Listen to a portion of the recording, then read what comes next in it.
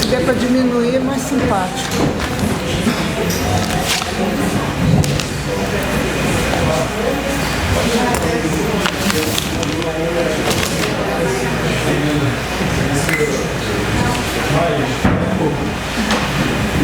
Melhorou.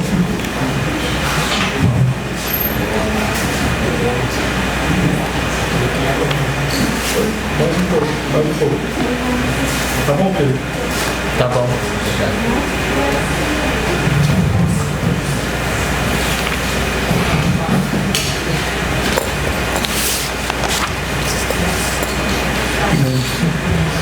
O que vocês acham da ordem? Pode ser você, segura. Ele vai apresentar PowerPoint, tá? Ele vai apresentar PowerPoint. Poderia ser você e depois ele. Mas eu posso começar também. Começa, enfim. Tá bom, tá bom. Eu até estava pensando que de repente eu posso falar sem o PowerPoint. Você que sabe. Você que sabe. Eu falo assim. Tá bom. Eu vou acompanhando aqui. Tá certo.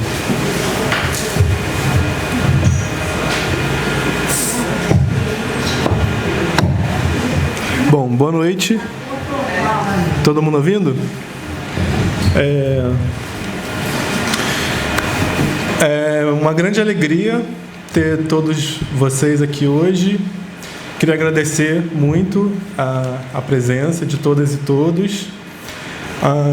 E também celebrar o fato de que a revista Ao Largo está fazendo 10 anos. Acabei de descobrir, estava preparando o roteiro de apresentação, fui lá procurar o ano da primeira edição e eu vi que foi em 2015. Então a gente está chegando à 13ª edição e completando 10 anos. E eu, com muita alegria, faço parte da Ao Largo desde a 2ª edição.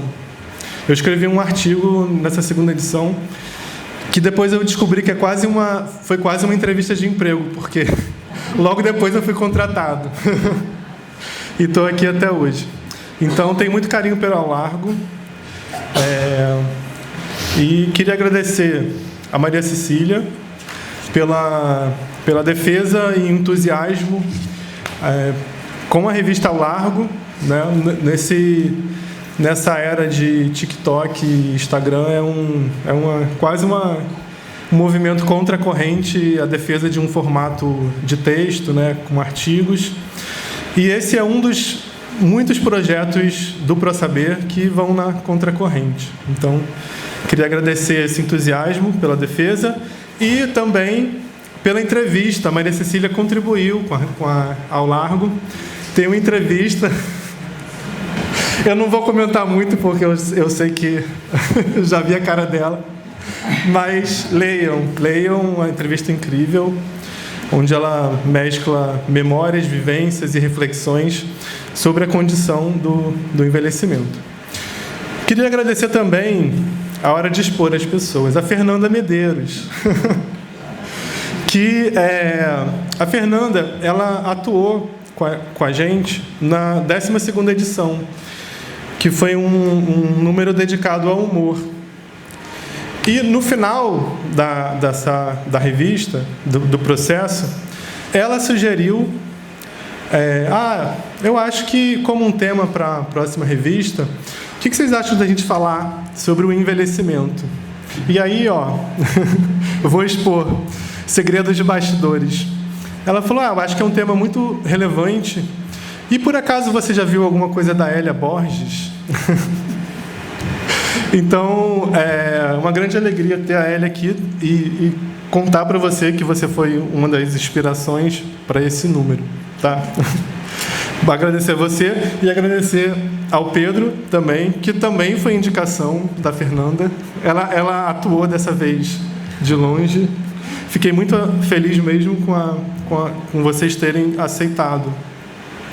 E além desses 2 autores, tem 3 outros autores que contribuem para Ao Largo, tá? E o critério de seleção foi unicamente geográfico, porque eles moram no Rio e os outros contribuíram com excelentes artigos também e estão torcendo lá de São Paulo. São 3 autores de São Paulo. E esse número da Ao Largo me orgulha muito, porque tem 4 artigos bem diferentes um do outro, né? Eu não vou adiantar o conteúdo dos artigos e das falas da Elia e do Pedro, mas queria falar muito brevemente dos outros 2 artigos.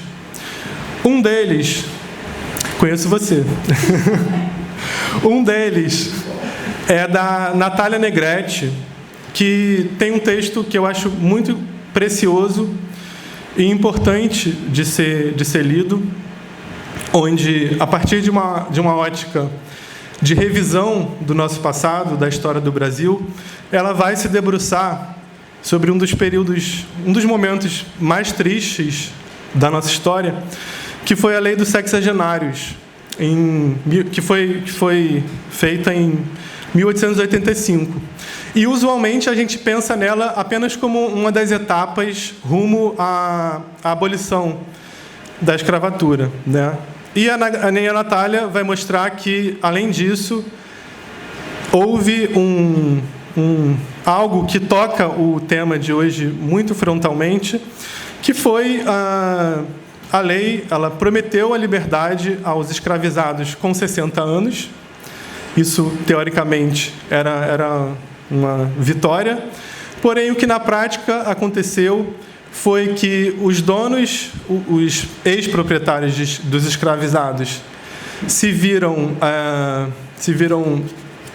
sem obrigação, desresponsabilizados por aqueles poucos escravizados que sobreviviam até os 60, e, por sua vez, o Estado abandonou esses corpos que não eram mais produtivos à própria sorte. O artigo seguinte foi escrito a 4 mãos pelo Nivaldo Carneiro, que é um médico sanitarista, e por Rodrigo Cardoso Bonicenha, que é do planejamento territorial, né, doutor em planejamento territorial. E é um artigo também que eu acho muito fundamental para o nosso tempo, que vai pensar como o Estado tem lidado com uma crescente condição que é o de pessoas em processo de envelhecimento que moram sós. Isso é um dado cada vez mais recorrente. E eu acho bacana que o texto ele não é pessimista. Ele mostra grandes avanços no Estado, no tratamento dessa população, né? E nesse sentido até contrasta com o artigo anterior, onde o Estado abandonou, certo, a população escravizada. Ele mostra os avanços e os desafios que estão em curso na lida com essa população cada vez mais frequente, né, de condição de pessoas envelhecidas que moram só. Enfim, queria chamar a palavra, então, ao Pedro e a Elia, Pedro Susequinde e a Elia Borges. E eu espero que o encontro de hoje, nada modesto, né? Eu vou citar um trecho da minha apresentação, do meu texto de apresentação. Eu espero que a edição de hoje e o encontro, a edição da Ao Largo e o encontro de hoje, nos ajude a encontrar caminhos para ressignificar o passado, fortalecer resistências no presente e imaginar novas possibilidades para o futuro. Então, queria chamar o Pedro, uma brevíssima, curtíssima apresentação. Se você quiser, você complementa, tá? O Pedro é professor da UF, tem doutorado pela Universidade Federal do Rio de Janeiro, e entre suas publicações, que incluem textos de ficção, ensaios e traduções, há livros como Shakespeare, O Gênio Original, Teoria do Fim da Arte e o mais recente, sobre Homero, Guimarães Rosa e Shakespeare. Então, passo a palavra para o Pedro.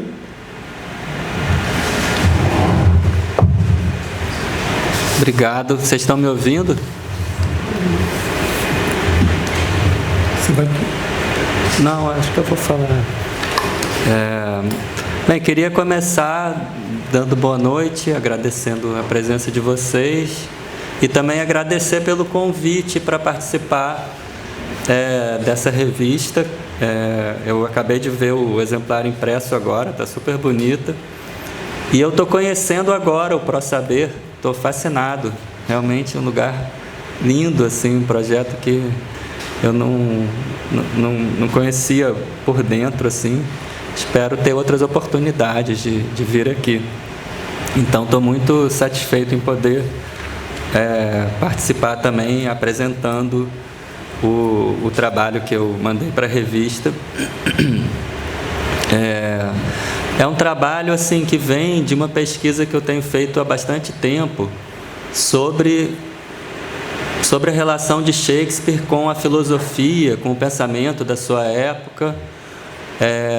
Eu publiquei um livro chamado Hamlet e a Filosofia, em 2021, que levei muito tempo para fazer, porque a bibliografia sobre Hamlet é muito grande, né? Mas uma parte desse livro acabou me levando a desenvolver uma pesquisa especificamente sobre o Rei Lear. Foi uma peça que eu estudei bastante nos últimos anos, dei vários cursos sobre ela e escrevi uma tese sobre essa peça, que foi a minha tese para me tornar professor titular da UF.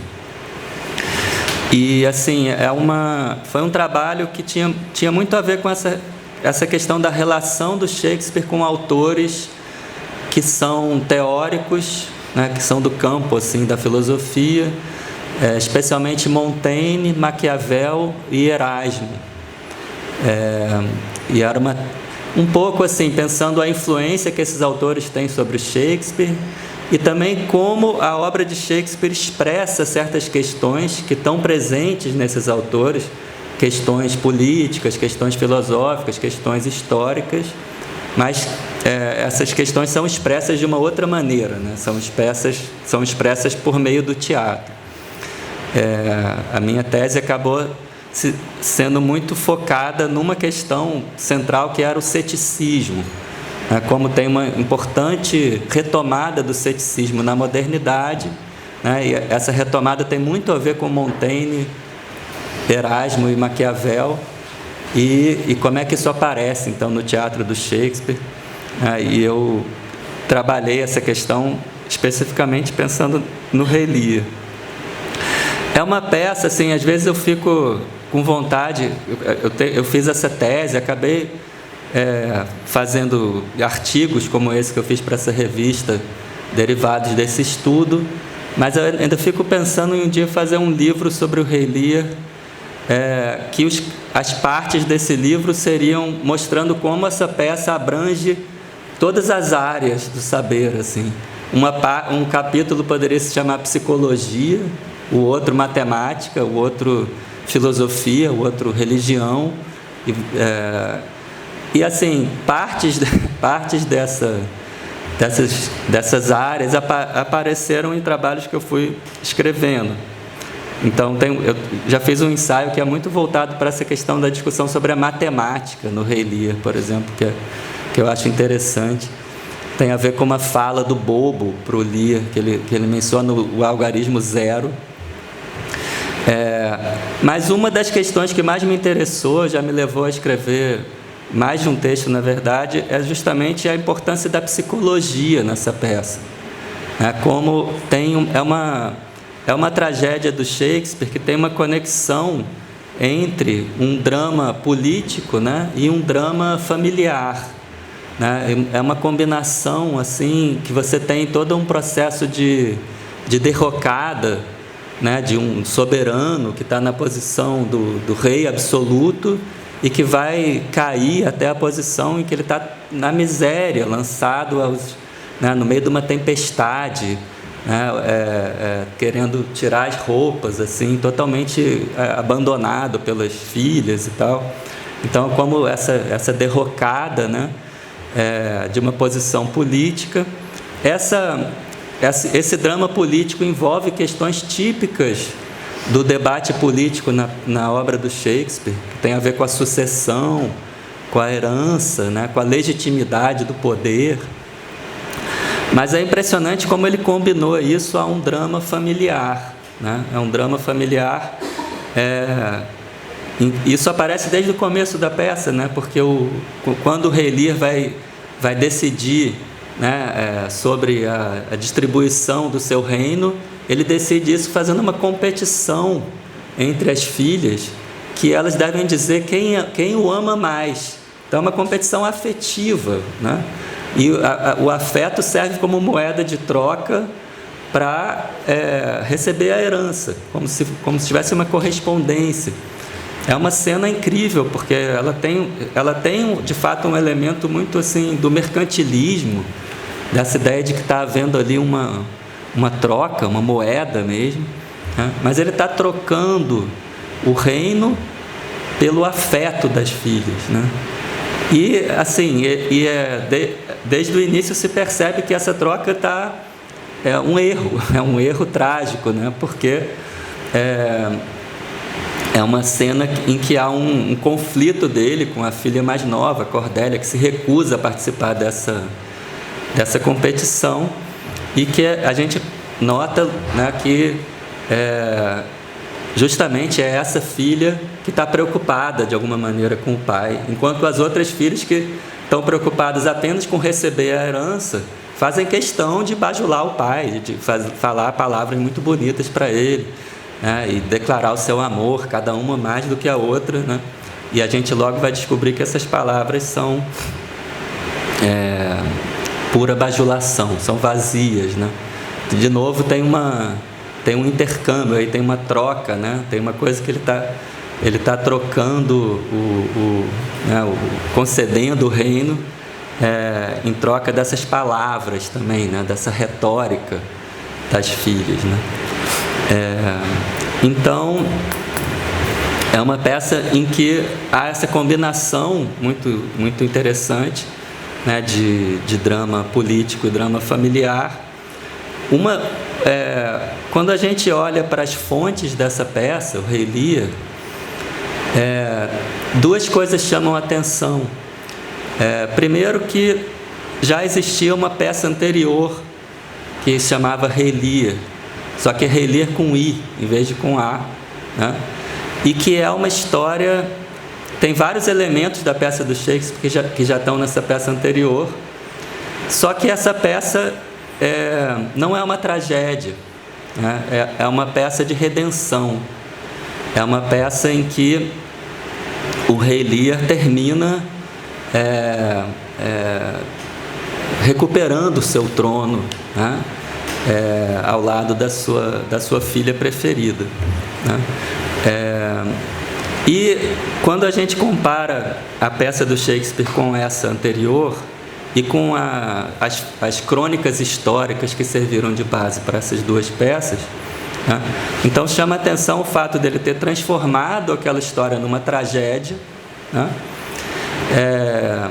Dando a ela um final terrível, né? Que muitos comentadores de Shakespeare consideram mais difícil de aturar, mais difícil de assistir de todas as tragédias. E outra coisa que ele combinou essa história do Rei Lear, que já existia, que já tinha até uma peça sobre ela, com uma outra história, né? Que é uma trama secundária, né? Um enredo secundário do Rei Lear super importante, que também envolve a relação de pais e filhos, de um velho pai, né? Só que em vez de ele ter filhas, ele tem dois filhos, né? O Edgar e o Edmund. Um filho legítimo e um filho bastardo.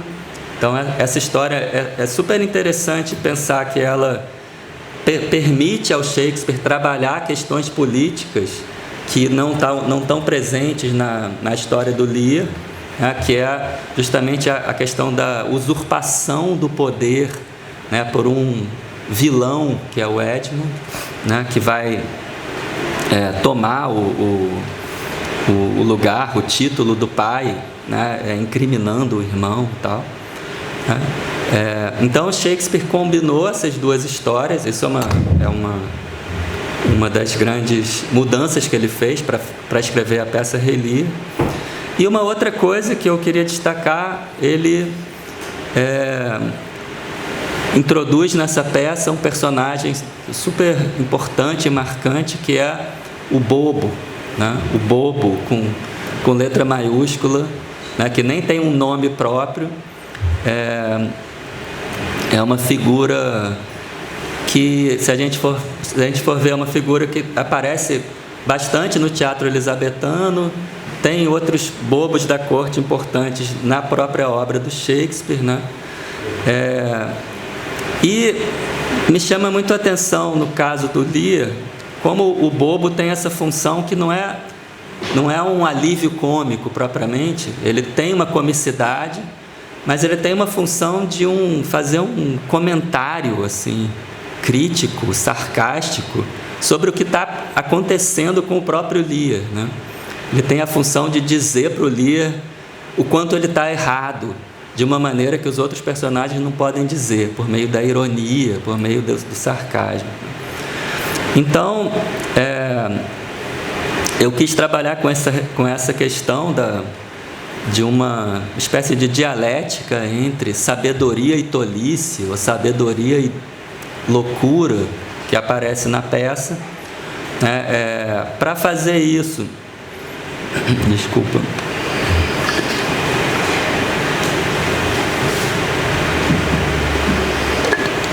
uma base teórica importante para mim foi o livro do Foucault, História da Loucura, né? Que inclusive menciona o Rei Lear como uma dessas obras, né, desse período do início da modernidade, né, em que a loucura é pensada de uma maneira pré-científica, né, anterior à classificação da loucura como uma doença mental que deveria ser tratada de uma determinada maneira e tal. Então, nessa genealogia que o Foucault faz, o Rei Lear aparece perto, por exemplo, do Dom Quixote, né, como obras desse período que são marcantes para mostrar uma certa concepção da loucura, né? Uma concepção antes desse sentido que a loucura ganhou no discurso psiquiátrico, concepção pré-científica, né? E essa concepção remete muito ao contexto religioso e filosófico desse período. Segundo Foucault, a loucura estava ligada profundamente às experiências artísticas e culturais do Renascimento. Isso é uma coisa que ele mostra no início do História da Loucura, né? Mencionando, por exemplo, aquele quadro do Hieronymus Bosch, Anal dos Loucos, o poema também que fala dessa alegoria, como essa alegoria ganhou força assim, no norte da Europa dessa época.